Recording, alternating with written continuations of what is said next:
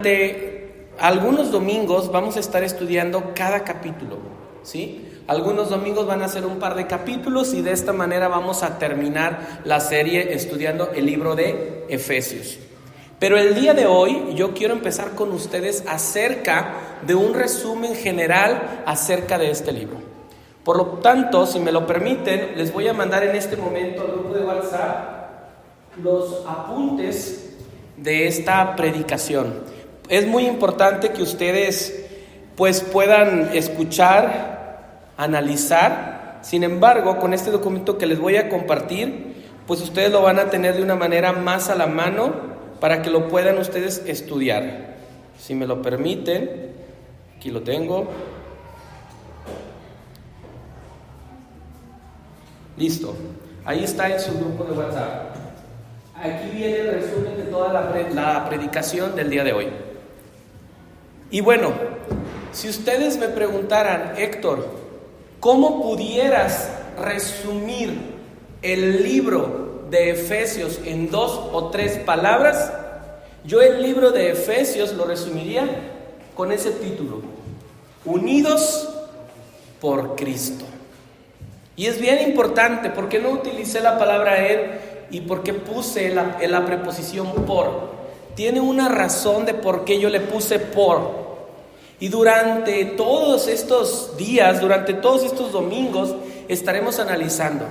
Usualmente las predicaciones que tenemos están más enfocadas a la vida práctica. Y no digo que este no lo sea, por supuesto que lo va a hacer.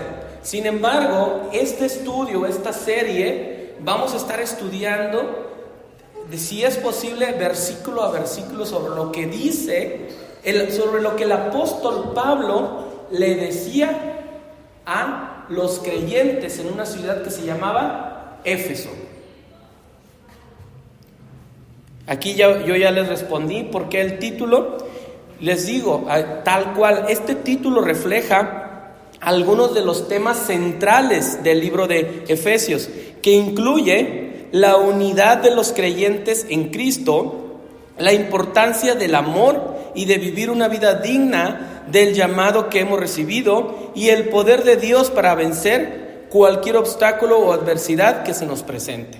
De tal manera que si tú quisieras resumir este libro habla de la unidad como iglesia que tenemos gracias a través de Jesucristo nuestro Señor. Es por Cristo que tenemos unidad, porque sin Cristo no habría unidad. Sin Cristo todos estaríamos caminando desbalagados, perdidos. Pero gracias a lo que hizo nuestro Señor, es que ahora nosotros podemos estar unidos. Y ya lo mencionaba Frankie al principio, algunos son de aquí de Querétaro, otros somos de Monterrey, otros son de Ciudad de México, otros son de Honduras, de diferentes partes del país, con diferentes formas de ser, con diferentes culturas, pero estamos unidos. Estamos como familia, estamos como equipo, estamos como amigos, gracias a Jesucristo. Y si nosotros entendemos esto, créanme que como iglesia vamos a hacer grandes cosas. Porque una iglesia que está desconectada, que una iglesia que solamente hay subgrupos, en una iglesia donde no hay unidad, difícilmente se puede reflejar el amor de Dios. Y difícilmente la iglesia va a poder llegar a lograr su objetivo, que más adelante vamos a ver cuál es el papel de la iglesia. El libro de Éfeso fue escrito, como ya lo mencioné, por el apóstol Pablo. ¿En qué año? Se estima que fue escrito alrededor del año 60-62 después de Cristo. O sea, que fue hace 1970 años. Más o menos hace 1970 años fue escrito hace alrededor de 1960 años fue escrito el libro de los Efesios. Tanto tiempo, ¿verdad? También, como cultura general, la iglesia de Éfeso se encontraba, ya valga la redundancia, ya lo dije, la iglesia se encontraba en una ciudad que se llamaba Éfeso. Y para los que les gusta o nos gusta la geografía, Éfeso, ahorita vamos a ver unas imágenes cómo está Éfeso en la actualidad. era una ciudad portuaria, era un puerto que se encontraba en lo que actualmente se conoce como Turquía. Pero, como ustedes algunos sabrán, Turquía, lo extenso que es, se dice que Turquía, una parte es europea y otra parte es asiática. Éfeso estaba en la parte europea, en la costa que daba cerca o en dirección hacia Grecia. Entonces, el libro de Éfeso se destaca por su profunda reflexión teológica y su énfasis en la unidad de la iglesia y la obra redentora de Dios en Cristo. Primer punto de lo que habla Éfeso. Posteriormente, otros subtemas que habla este libro, el libro de Éfeso, habla acerca que la salvación de nuestras almas es mediante la fe y no por obras. Aprovecho para hacer un anuncio que Frankie también lo va a mencionar al final. El próximo sábado a las 12 vamos a estar aquí teniendo un taller de evangelismo. Y justo estábamos leyendo este verso en Efesios 2, 8 y 9, que habla acerca de eso, que nosotros somos salvados gracias o por medio de la fe. Y esto es gracias al sacrificio de Jesús, no porque seamos buenos. El cielo nunca lo vamos a ganar. No existe una obra que tú puedas hacer que sea equivalente a la culpa de tu pecado. Por lo tanto, la fe en Cristo es la que nos salva. Efesios, dentro de sus subtemas importantes, el primero es la salvación por gracia. El segundo, los creyentes son parte del cuerpo de Cristo, que está unido en su amor y su propósito. Hace unos momentos aquí hablábamos con este muchacho. ¿Me recuerdas tu nombre? Alexis. Justo hablando de que pues en la iglesia podemos haber muchas personas con diferentes oficios, con diferentes dones, ¿sí? Algunos pueden tener la capacidad para hablar en público, otros la capacidad para acomodar sillas, otros para predicar, otros son electricistas, otros son carpinteros, otros son arquitectos, otros son abogados, pero todos juntos, en armonía, somos la iglesia y por ende somos parte del cuerpo de Cristo. Y este cuerpo se mantiene unido gracias a través del amor de Cristo por nosotros. El tercer subtema es, y este punto va a estar muy interesante, y este es el reto que tenemos, la importancia de la santificación y la obediencia a Dios en nuestras vidas. Este tema también va a ser muy, muy importante.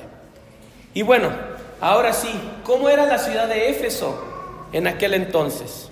Les voy a mostrar ahorita, bueno, más bien, obviamente no tenemos fotos de aquel entonces, pero sí les voy a mostrar unas fotos de lo que es Éfeso.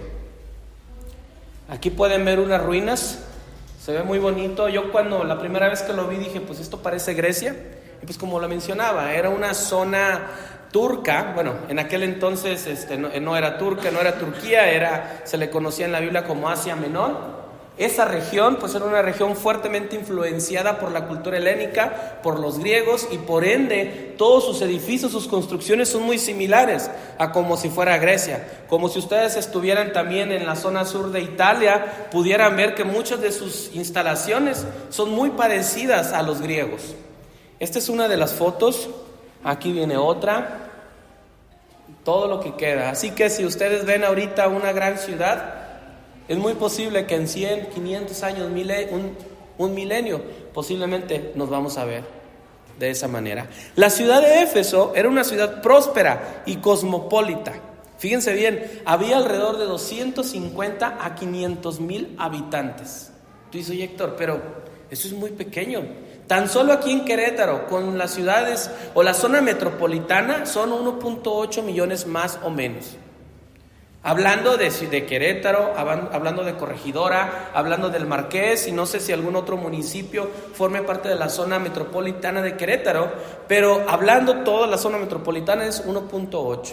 Y si ustedes se van a Ciudad de México y la zona metropolitana de Ciudad de México, son alrededor de 20 millones. En Guadalajara son alrededor de 6 millones más o menos. En Monterrey son unos 5 o 6 millones, un poquito menos que Guadalajara. Definitivamente nuestras ciudades mexicanas, si comparamos en cantidad de gente y lo comparamos a Éfeso, rebasan a Éfeso. Pero en la antigüedad las ciudades no eran tan grandes. Por ende, una ciudad con esa cantidad de gente era una gran ciudad. Y posteriormente también habla que Éfeso era la ciudad donde se encontraba el templo más importante, o más bien el templo de una diosa, la diosa Artemisa. De hecho, este templo de la diosa Artemisa era una de las 7 maravillas antiguas. Ya no está, bueno, ahí están viendo las fotos de hecho, pero pues ya solamente es las ruinas de lo que fue. Como cultura general, pues no estaría mal conocer, se ve muy, muy bonito. Entonces, hablamos que es una ciudad, dice también que existía una de las bibliotecas más grandes en aquel entonces. Entonces era una ciudad de dinero. Por ser puerto, era una ciudad muy importante porque había mucha gente de muchos lugares, por ser puerto. Hoy en día, pues el que sea una ciudad puerto, pues no significa necesariamente que haya mucha gente de todos lados, porque ya existen los aeropuertos. Pero aquí en aquel entonces, un puerto era el filtro o era la puerta para entrar a todo un lugar muy grande. Y la pregunta, ¿cómo eran los cristianos de Éfeso en ese momento? A mí me gusta mucho darles como un trasfondo de cómo era la ciudad, cómo eran los cristianos, para ver de qué manera se puede aplicar o no a nuestras vidas. ¿Por qué? Porque no es lo mismo el desarrollo de una iglesia, y con todo respeto, en una ciudad grande que en una ciudad pequeña o que en un pueblo. No es lo mismo la iglesia, el desarrollo de la iglesia en Ciudad de México que en la ciudad de Pekín, en China, o que en una ciudad africana. Por la cultura, por las costumbres, por las leyes. Como ustedes sabrán, hay muchos lugares donde el evangelismo pudiera ser más como que al público en general, más como que en la calle. Hay otros lugares como en China que eso no se permite. Por ende, las culturas influyen en cómo se va desarrollando la iglesia. Y entonces, los cristianos en aquel entonces estaban compuestos de grupos de judíos y gentiles que habían aceptado el evangelio, principalmente judíos que se habían convertido a Cristo. También Pablo describe para eso quiero mostrarles un versículo. Efesios 1:1 dice: Pablo, apóstol de Jesucristo, por la voluntad de Dios, a los santos y fieles en Cristo Jesús que están en Éfeso. Luego habla acerca de esto. ¿Cómo se refiere Pablo a los creyentes de Éfeso? Tiene 2 cualidades: santos y fieles. Para los que no entendemos la palabra santo solo significa apartado para Dios. Si estabas antes sumido en pecado, ahora eres apartado. Y también habla, y fieles en Cristo Jesús, que están en Éfeso. Una de las características de cómo era el creyente. Sin embargo, también es importante resaltar que el creyente en Éfeso estaba muy influenciada a culturas a situaciones como las nuestras, que vivimos en una ciudad grande, o como la gente que vive en ciudades grandes, donde posiblemente el pecado está más accesible, donde hay mucha influencia cultural, donde hay mucha influencia del humanismo, donde hay mucha tentación del dinero, donde hay mucha religiosidad. ¿Les suena común? Muy posiblemente el cristiano en Éfeso tenía las batallas muy similares a las que tenemos nosotros. Y eso es algo muy importante para mencionar. Posteriormente, en Efesios 1:7 dice: en Él tenemos redención por medio de su sangre, el perdón de nuestras transgresiones según las riquezas de su gracia.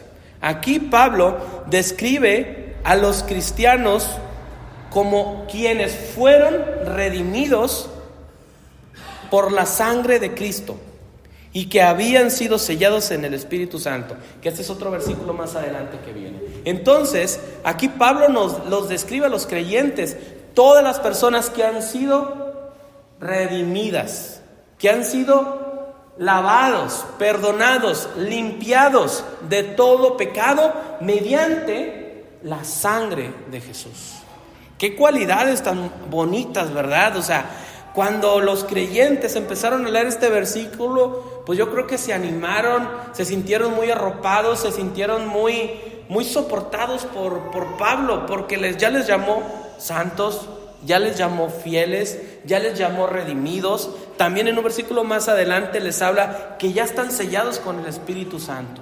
Y yo les digo a ustedes que todo esto aplica no solo para los creyentes en Éfeso, sino para todos quienes hemos creído en Jesús como nuestro Señor y como nuestro Salvador. Y bueno, también en general los cristianos de Éfeso eran una comunidad de creyentes que enfrentaban desafíos similares a los cristianos de otras ciudades y a nosotros hoy en día. Y pues bueno, para resumir, el libro de Éfeso, como lo mencionaba hace unos momentos, consta de 6 capítulos. El primer capítulo va a hablar, o Pablo habla sobre la elección de Dios y cómo Él nos ha bendecido con toda bendición espiritual en los lugares celestiales. De esto vamos a tratar el próximo domingo. El segundo y el tercer capítulo se enfoca en la obra de Cristo, en la reconciliación y la unión de judíos y gentiles en un solo cuerpo, la iglesia. Ya no es Israel, ya no es otro pueblo. Dios trabaja a través de la iglesia. ¿Y quién es la iglesia? Todos aquellos quienes hemos creído, judíos y gentiles. ¿Cuántos judíos hay por acá? A lo mejor aquí no hay ninguno, a lo mejor alguno que no sepa. Para Dios ya no hay judío, ya no hay gentil, solo hay creyente, solo está la iglesia. Y de eso va a tratar este capítulo. Posteriormente, otro domingo vamos a hablar del capítulo cuarto y quinto, donde Pablo nos exhorta a vivir de acuerdo con nuestra identidad como hijos de Dios y miembros del cuerpo de Dios. Es bien importante esta parte. Y disculpen por toda la información, porque ahorita es como un resumen general de todo lo que es Efesios. Ahí ya lo tienen en su celular, donde ustedes lo pueden estudiar detenidamente. Pero este tema va a estar y debe de estar muy interesante, porque nos reta a ser realmente lo que somos. ¿Y qué somos de acuerdo a este párrafo? Hijos de Dios. Y si somos hijos de Dios, ¿por qué andamos robando? Y si somos hijos de Dios, ¿por qué andamos maldiciendo? Y si somos hijos de Dios, ¿por qué nos aprovechamos de los demás? Y si somos hijos de Dios, ¿por qué golpeamos? Y si somos hijos de Dios, ¿por qué mentimos? Y si somos hijos de Dios, ¿por qué? Siempre pongo el ejemplo yo porque es uno de mis retos. ¿Por qué en la calle andamos enojados con todo mundo cuando andamos manejando? Si somos hijos de Dios, debemos identificarnos como tal y debemos de vivir como corresponde a nuestro llamado. Entonces, no quiero meterme más a esto porque si no, no voy a terminar, pero va a estar muy interesante. Y por último, el capítulo 6 habla, y este pasaje yo creo que va a estar muy interesante, porque va a hablar sobre la armadura espiritual que necesitamos para resistir tentaciones y luchar contra las fuerzas espirituales del mal. De eso va a ser. Y pues para hacerlo de manera resumen nuevamente, el libro de Efesios es una carta profunda y teológica que nos habla sobre la obra redentora de Dios en Cristo, la unidad de la iglesia, la santificación y la armadura espiritual que necesitamos para luchar contra las fuerzas del mal en el mundo.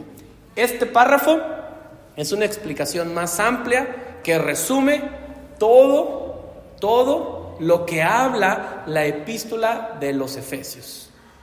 Aquí está resumido tal cual. El título solamente eran 3 palabras, que era un resumen simplificado. Este es un resumen un poco más amplio.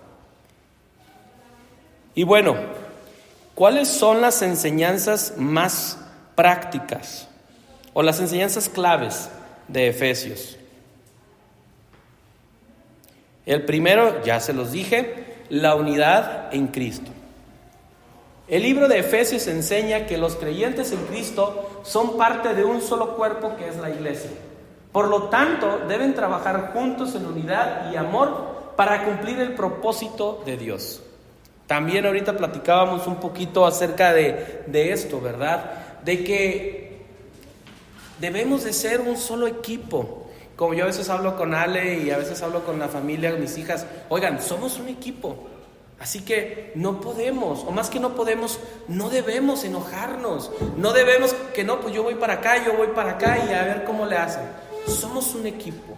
Como familias nucleares somos un equipo. Y la familia nuclear que no está unida es un infierno. Como iglesia somos un equipo.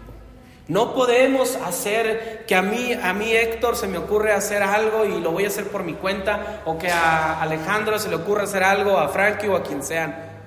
Pensemos como equipo, planeemos como equipo, actuemos como equipo.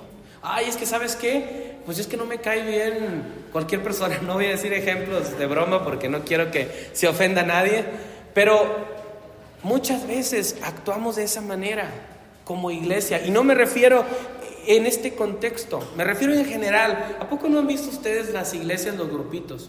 Ojo, aclaración, siempre hay amigos, siempre hay grupos de amigos, eso no está mal, está bien. Digo, es más fácil que los niños ahí, no sé si ustedes vieron, pero llegaron y estaban juntitas allá, y no porque estén allá significa que sean malas.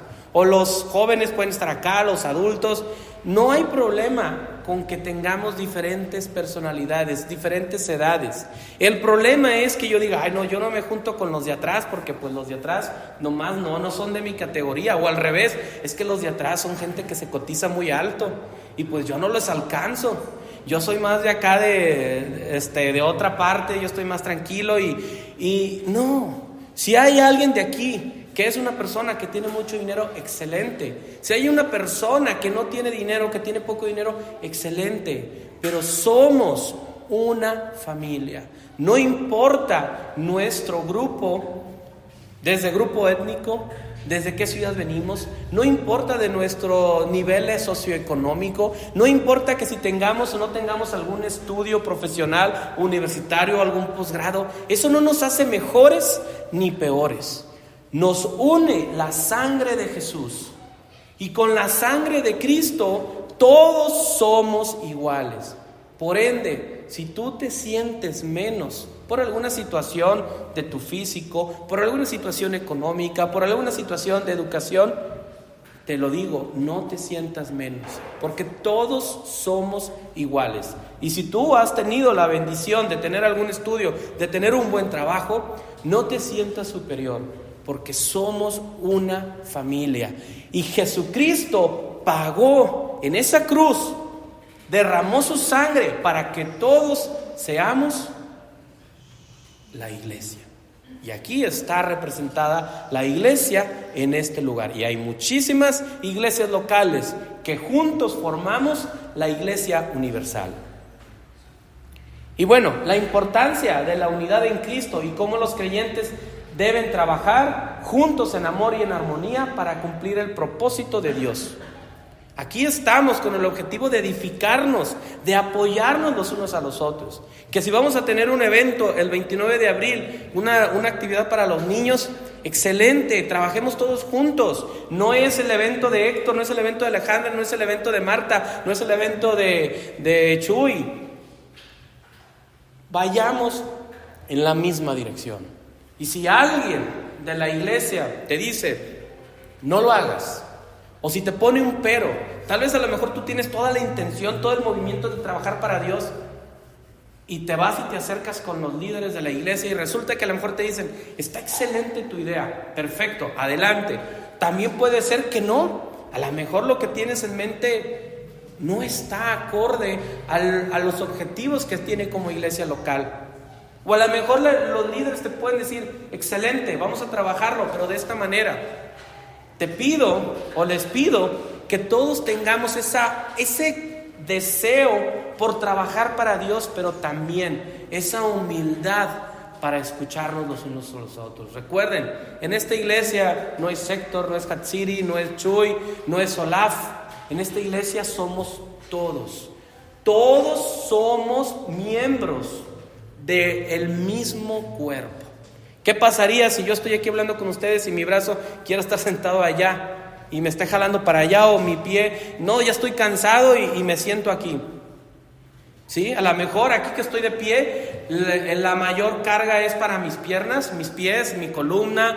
A lo mejor mi carga mayor es para mi espalda, y a lo mejor mis manos pues me está cargando el antebrazo, el brazo.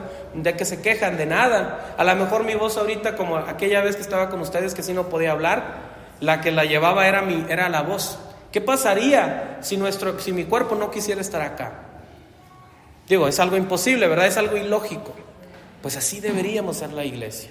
Así como de ilógico suena que mi mano se quiere ir a sentar y yo esté acá, así de ilógico debería pensarse que como iglesia nos movamos para todos lados. Y la unidad en Cristo es un tema central en este libro y una enseñanza clave para los creyentes hoy en día. Voy a irme un poquito más rápido. La otra es la salvación por gracia mediante la fe, que bueno, en este libro enfatiza que la salvación es un don gratuito. Don se refiere a regalo. Entonces, don gratuito la salvación es un regalo de Dios que se recibe por fe en Jesús. Los creyentes no pueden ganar la salvación por medio de sus obras.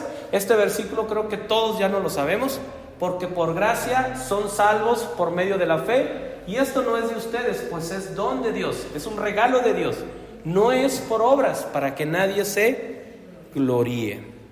Luego, Efesios 1, 7 al 8 dice: en Él tenemos redención por medio de su sangre, el perdón de nuestras transgresiones, según las riquezas de su gracia, que hizo sobreabundar para con nosotros en toda sabiduría y entendimiento. Tenemos redención por medio de la sangre de Jesús. El libro de Efesios habla claramente sobre la salvación mediante la fe en Jesús. Y los creyentes no pueden ganar la salvación por medio de sus obras, sino que es un regalo de Dios que se recibe por medio de la fe. Y esto es muy importante enfatizar, porque culturalmente hablando, en nuestro contexto mexicano, siempre se habla de hacer algo y ganar algo. En nuestro contexto no es tan común recibir algo. ¿A poco a ustedes no les pasa de que alguien se acerca y les va a regalar algo? ¿Cuál es lo primero que piensas? Bueno, yo pienso, y me imagino que ustedes también: ¿qué me quiere sacar? A ver, ¿dónde está el gato encerrado? Si tú te estás acercando y se me está regalando algo, es porque quieres algo. Porque cuando se escucha algo bonito, ¿qué hay? Hay duda, hay sospecha. Por algo quieres. O cuando a los que estamos casados, que la esposa viene: amor, que ya te hice esto y lo otro, y como que empieza el trato un poquito más agradable que de costumbre, ¿qué dices? Algo quiere. Y al revés, también los hombres podemos actuar de esa manera. O los hijos, ¿verdad? También los hijos. Oye, pues, ¿y por qué me está haciendo la barba mi niña? ¿Qué van a querer? Ya los espero. ¿Mande? Sí. Entonces, eso es lo que culturalmente estamos acostumbrados. Cuando venimos y escuchamos el evangelio, ¿qué dice la gente? No, es que tú me vienes a hablar de Dios porque quieres... ¿Qué llegan a pensar? ¿Quieres mis diezmos? ¿Quieres mis ofrendas? ¿O quieres algo? Debemos aprender a compartir el evangelio como es, tal cual.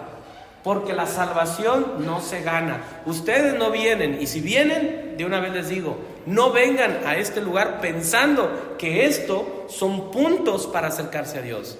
Ni tampoco se bauticen pensando que son puntos para agradar a Dios. Ni tampoco ayuden a su prójimo pensando que a través de todo lo bueno que hagan cuando estén delante de Dios, lo bueno va a pesar más que lo malo. Porque te digo que lo malo siempre va a pesar más que lo bueno si no interviene la sangre de Jesús.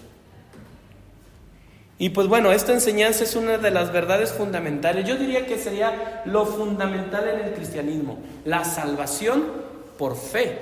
La salvación que es un regalo de Dios completamente. El siguiente El siguiente tema es la santificación. El libro de Efesios enseña que la santidad es un aspecto importante de la vida cristiana y que los creyentes deben esforzarse por vivir una vida santa y agradar a Dios.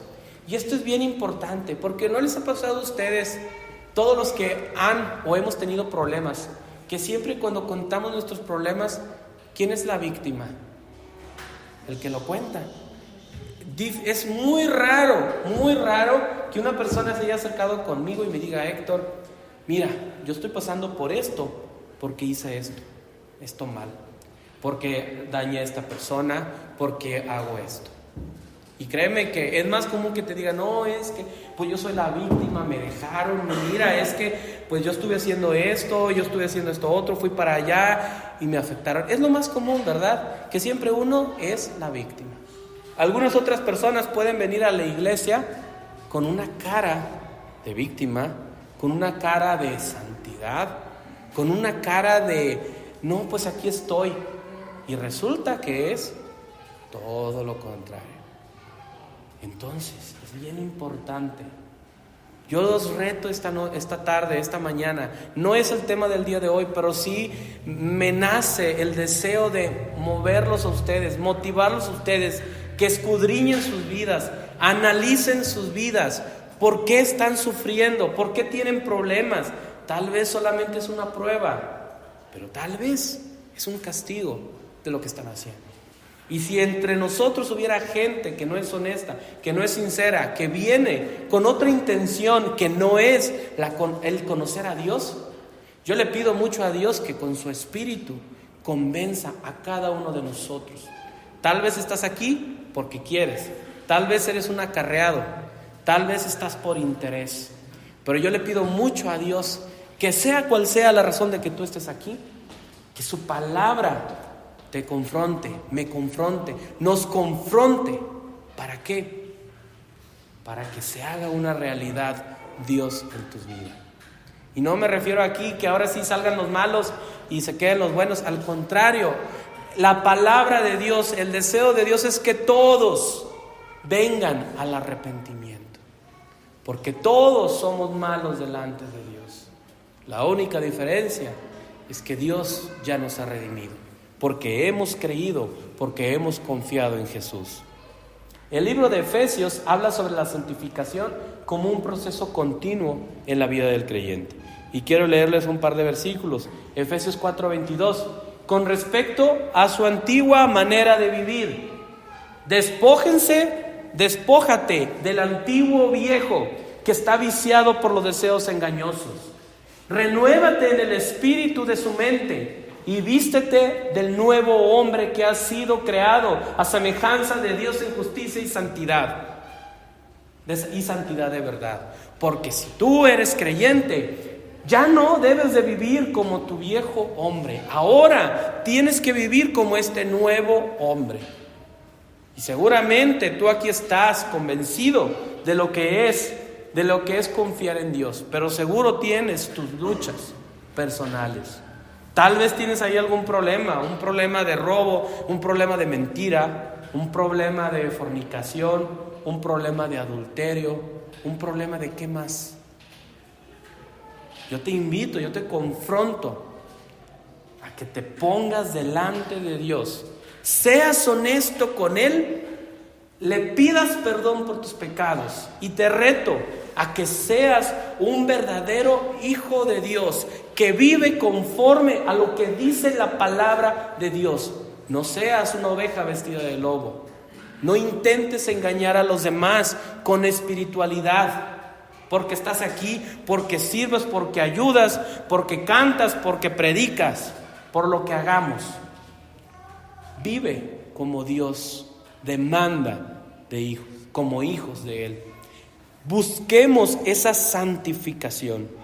Y dice la siguiente parte del pasaje: y no tengan ninguna participación en las infructuosas obras de las tinieblas, sino más bien denúncienlas, porque da vergüenza aún mencionar lo que ellos hacen en secreto. ¿Qué haces en secreto? ¿Que está en contra de lo que crees? Díselo a Dios, ponte a cuentas con Él, y procura vivir como Cristo. Dice el pasaje todavía: pero cuando son denunciadas, todas las cosas son puestas en evidencia por la luz, pues lo que hace que todo sea visible es la luz. Por eso dice: despiértate tú que duermes, y levántate de los muertos, y te alumbrará Cristo. Esta frase pudiera, si me gustaría resumir toda la predicación del día de hoy como práctica para sus vidas, sería: despiértate tú que duermes. Estás durmiendo. Dios te dice: despiértate y levántate de entre los muertos, porque teniendo vida estás viviendo como un muerto. Teniendo a Cristo estás viviendo como un inconverso. ¿Y dónde está Cristo? ¿Dónde está el Espíritu Santo que tú tienes, que tú dices tener, si sigues viviendo igual o peor que un incrédulo? Miren pues con cuidado cómo se comportan, no como imprudentes, sino como prudentes, redimiendo el tiempo por los días, porque los días son malos. Y no se embriaguen con vino, pues en esto hay desenfreno. Más bien sean llenos del Espíritu. Si tú quieres ser lleno con el Espíritu, créeme que no vas a ser lleno si te la pasas enfrente de una pantalla todo el día, viendo series o viendo películas o viendo lo que sea. Si tú quieres ser lleno por el Espíritu y te la pasas enojado, maldiciendo, gritando, peleándote, no vas a ser lleno. ¿Cómo puedes ser lleno? Leyendo su palabra, orando, conviviendo, recordando lo que Dios nos dijo. Y bueno, este es el tema de la santificación. Y por último, brevemente quiero mencionarles el papel de la iglesia. El libro de Efesios destaca el papel importante de la iglesia en el plan de Dios y cómo los creyentes deben trabajar juntos para edificarla y cumplir su misión. Entonces, somos el cuerpo de Cristo y nuestra función es hacer la voluntad de Él. ¿Y cómo lo vamos a hacer? Si somos unidos. La iglesia es una familia construida sobre el fundamento de los apóstoles, profetas, con Cristo Jesús como la principal piedra angular o como la piedra angular. La unidad es esencial para la iglesia y los creyentes deben trabajar juntos en unidad para llevar a cabo la obra de Dios. ¿Sí lo vieron bien? La unidad de Cristo, que empezamos esta predicación enfocándonos muchos en la unidad. Estoy terminando esta predicación hablando acerca de la importancia de la iglesia y cómo la iglesia unida va a llegar a ser la obra de Dios. Y pues bueno, solamente lo voy a leer. La aplicación para nuestras vidas es: en cuanto a la unidad de la iglesia, Efesios nos exhorta a trabajar juntos en unidad, perseverando en la unidad del Espíritu, en el vínculo de la paz. Trabajar juntos, no cada quien haciendo esfuerzos de una manera individual. Busquemos siempre estar como equipo. El segundo, este libro nos recuerda que la salvación es por gracia mediante la fe. Este mensaje, compártanlo a diestra y a siniestra, en todo momento, a sus amigos, a sus compañeros, a sus familiares. La salvación que está a través de Jesús está disponible para todo el mundo. El tercero, el libro de los Efesios nos habla sobre la santificación, que ya lo mencionamos, y este libro nos recuerda que nosotros como iglesia tenemos un papel importante en el plan de Dios, porque Dios se va a reflejar, va a utilizar a su iglesia para darse a conocer. Qué privilegio para cada uno de nosotros, que Dios, sin necesitarnos, Él se va a manifestar este mundo a través de ti y a través de mí, si tú lo dejas claramente. Porque si tú vives como si no fueras creyente, pues difícilmente Dios se va a reflejar en ti. Y pues como resumen la aplicación de este libro para hoy en día se puede ver en la unidad, la salvación, la santificación y el papel de la iglesia. Es una redundancia, pero sí quería yo aclarar muy bien toda esta parte de lo que vamos a ver en este libro. No hemos entrado a ningún capítulo en particular, hemos visto una perspectiva muy general. Y al menos durante los próximos días vamos a hablar mucho acerca de la iglesia. Y es muy importante en este momento para nosotros enfatizar esos puntos de la unidad de la iglesia. ¿Por qué? Este es nuestra tercera reunión en este local. Si bien es cierto, ya estábamos reuniéndonos acá sobre Calzada de los Arcos, por algunos años estuvimos allá. Esta tercera reunión va a ser aquí en este lugar. Traemos, estoy seguro que todos traemos mucho ánimo de servir, de vivir para Dios. Entonces, para mí de cierta manera esto es como un inicio por el lugar. Entonces, traemos mucho ánimo de trabajar. Ahorita, por cierto, mi hermana Marta es una de las personas que ha estado más interesada en todos estos proyectos de los niños, pero les pido, aprovecho el momento. Ella tuvo una recaída de su salud esta semana, está estable, no sé si ya salió del hospital. ¿Saben alguien si todavía está en el hospital o no? Ayer iba a salir. Entonces, sigan orando mucho por la salud de nuestra hermana Marta. Ella pues está muy deseosa. ¿Y cómo vamos a manifestar nuestra unidad? Práctica rápida. ¿Cuántas llamadas le han hecho a Marta? No digo que vayan a su casa porque a lo mejor ni siquiera todavía está. ¿Cuántos de aquí le hemos...? No levanten las manos, pero es como reflexión. ¿Cuánto le hemos llamado a Marta? ¿Cuánto hemos mandado un mensajito? Eso es una forma de mostrar unidad. Si por ahí de repente a alguien le pasa algo bueno o malo, la unidad de la iglesia se va a reflejar ¿en qué? En ir y ayudar. ¿Cómo era la iglesia del Nuevo Testamento? ¿Tenían todo en común? No estoy diciendo, también dice la Biblia que vendían sus bienes y los repartían. No me refiero necesariamente a ese contexto, porque era un contexto muy distinto en ese momento a este momento, pero sí deja una enseñanza, que la iglesia se preocupaban unos por los otros. Si se veían, no se ponían a pensar, oye, ya viste que tal persona, mira, trae este pantalón y mira, es que está roto, o mira, trae estos tenis, o trae estos zapatos. No, la iglesia no andaba viendo por la apariencia, por lo físico. La iglesia no veía el dinero, la iglesia veía seres humanos que habían sido redimidos, que habían sido comprados por la sangre de Jesús, seres humanos que si tenían necesidades, veían la forma de apoyarse. Eso es una iglesia unida. Y no estoy diciendo que hagamos una sociedad socialista, para nada. No estoy hablando de eso, para nada. En tu entorno, como lo que tú haces, lo que tú tienes, lo que tú trabajas, lo que tú produces. Pero si ves que tu hermano está mal, ayúdalo, extiéndele la mano. Porque si no hay unidad, ¿ustedes creen que vamos a estar trabajando correctamente?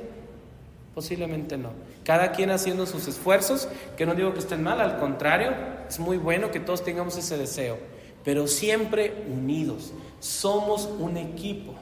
Y si vamos a hacer la gran comisión, como se llama nuestra iglesia, lo hagamos como equipos. Así que todo lo que venga, si ustedes tienen algún proyecto, algo que ustedes crean que pueda servir para la iglesia, cuéntenoslo. Es muy importante para nosotros. Y bueno, yo quiero orar para terminar.